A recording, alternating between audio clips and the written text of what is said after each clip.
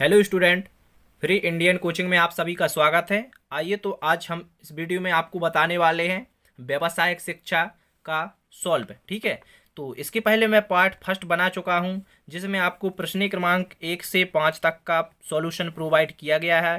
ठीक है, यदि आपने नहीं देखा तो नीचे दी गई डिस्क्रिप्शन में लिंक पर क्लिक कीजिए या फिर आप यहाँ पर आई बटन होगा, देखिए यहाँ पर आपको आई बटन दिखेगा, उस पर क्लिक कर आप वो वीडियो देख सकते हो। ठीक है, अब इस वीडियो में हम लोग प्रश्न क्रमांक 5 से 20 तक के सभी प्रश्नों का सॉल्व देखेंगे।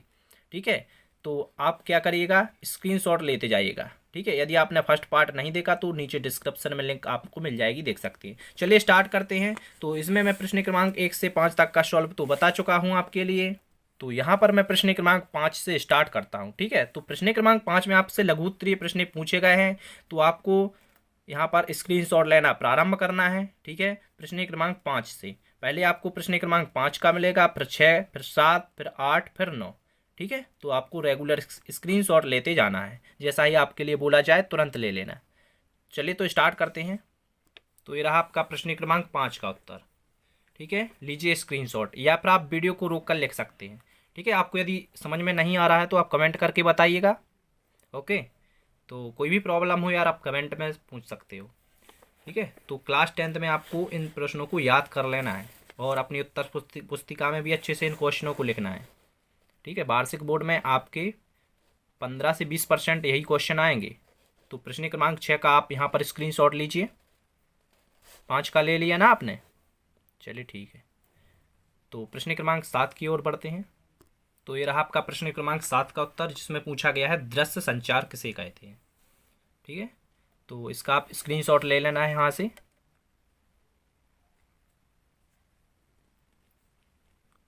इसके बाद देखते हैं नेक्स्ट क्वेश्चन। तो ये रहा आपका प्रश्न क्रमांक 8 का आंसर, तनाव प्रबंध। ठीक है, लीजिए स्क्रीनशॉट आप। दिख रहा है ना आपको, पूरा दिख रहा है, आप स्क्रीनशॉट लीजिए। इसके बाद में प्रश्न क्रमांक 9, तो आप प्रश्न क्रमांक 9 का भी स्क्रीनशॉट लीजिए यहाँ पर।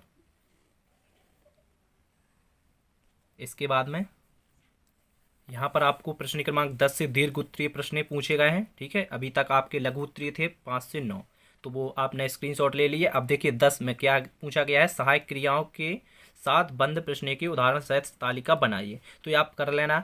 इसके बाद में हम आपको बताएंगे प्रश्न क्रमांक 11, तो आप प्रश्न क्रमांक 11 से स्क्रीनशॉट लेना प्रारंभ कीजिए। तो ये रहा आपका प्रश्न क्रमांक 11 का उत्तर, लक्ष्य निर्धारण। तो आप यहाँ पर इसका स्क्रीनशॉट लीजिए। ठीक है, इसके बाद में आप यहाँ पर लक्ष्य निर्धारण के लाभ, आप इसका भी स्क्रीनशॉट ले सकते हैं। इसके बाद में देखते हैं प्रश्न क्रमांक 12। प्रश्न क्रमांक 12 में आपसे संज्ञा, सर्वनाम, क्रिया विशेषण की परिभाषा पूछी गई है और उदाहरण सहित। ठीक है, तो आप इसका भी स्क्रीनशॉट लीजिए। तो ये रहा आपका आंसर, संज्ञा, सर्वनाम और क्रिया विशेषण की परिभाषा है और उदाहरण सहित। ठीक है, तो यहाँ पर आप स्क्रीनशॉट लीजिए। इसके बाद में आप क्रिया विशेषण की ले लीजिए यहाँ पर। इसके बाद में प्रश्न क्रमांक 13 देखते हैं।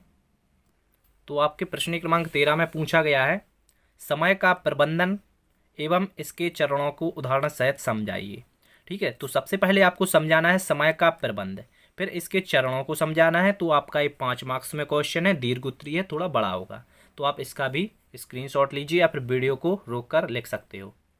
तो ये रहा आपका आंसर, आपको यहाँ से लिखना है, यहाँ से यहाँ तक लिखना है पहले आपको। ठीक है, तो इतना आप लिखिए पहले, यानी कि इसका आप स्क्रीनशॉट ले लीजिए, समय का प्रबंध। इसके बाद में आपको इसका उदाहरण बताना है, तो यहाँ पर आप समय का प्रबंध का उदाहरण बताइएगा। ठीक है, जिससे आपके 5 में से 5 ही मार्क्स मिलें। तो यहाँ पर इसका उदाहरण बताइए। इसके बाद में आपसे चरण पूछे गए हैं। ठीक है, तो वो भी देख लेते हैं। यदि आपने इसका महत्व का स्क्रीनशॉट नहीं लिया है तो आप देखिए, एक बार और देख लीजिए। ले लिया आप, ले लीजिए जल्दी स्क्रीनशॉट, या फिर आप वीडियो को रोक कर लिख लीजिए। ठीक है, देखिए पूरा दिख रहा है आपको ना, अच्छे से देखिए एक बार, अब दिख रहा होगा ना अच्छे से। ठीक है, ले लिया। इसके बाद में इसका उदाहरण, तो ये उदाहरण है। इसके बाद में इसके चरण, तो यहाँ पर इसके 4 चरण समझाए गए हैं, तो आपको अच्छे से समझा देना है। तो आप यहाँ पर पहले स्क्रीनशॉट लीजिए, इसके बाद में यहाँ पर। ठीक है, चलिए देखते हैं हम नेक्स्ट क्वेश्चन की ओर बढ़ते हैं।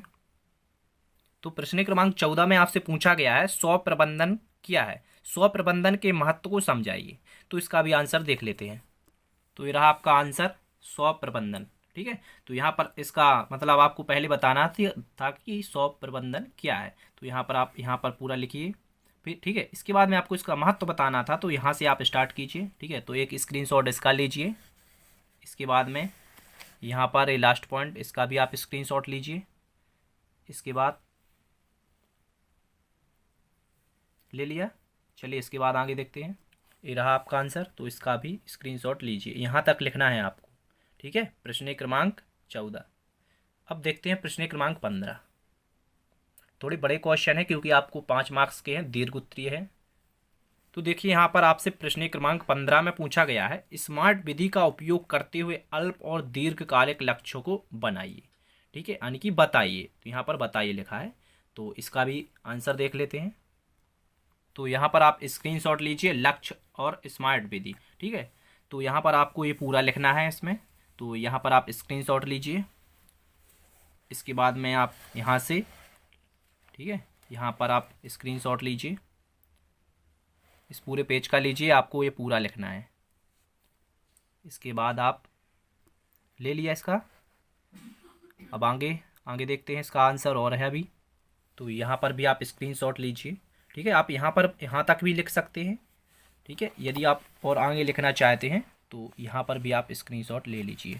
ठीक है, तो यहाँ पर आप, लेकिन आप वहीं तक लिखना जहाँ तक मैंने अभी बताया है। यदि आप और एक्स्ट्रा लिखना चाहते हो तो पढ़ने के लिए आपको ठीक रहेगा, पढ़ बस लेना है। ठीक है, चलिए अब आगे देखते हैं।